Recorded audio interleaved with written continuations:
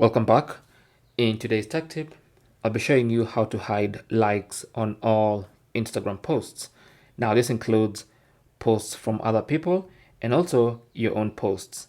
And we can hide the like count on all these posts. So, let's start with other people's posts. So, for instance, as you can see currently, I can see the number of likes on other people's posts. Okay.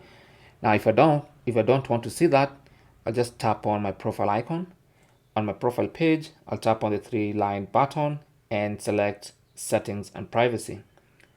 Under Settings and Privacy, go to Like and Share Counts, tap on that, and then as you can see, I have the option to hide like and share counts. So once I turn that on, I'll no longer be able to see like counts on other people's Instagram accounts. So you can see, I can only see that person and others, can see that person and others, but I'll not be able to see the like count for other people's posts.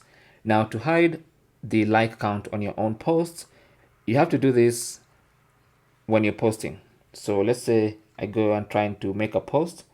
Let's say I want to post this speaker, and as I'm going through my posting process, once I get near the end,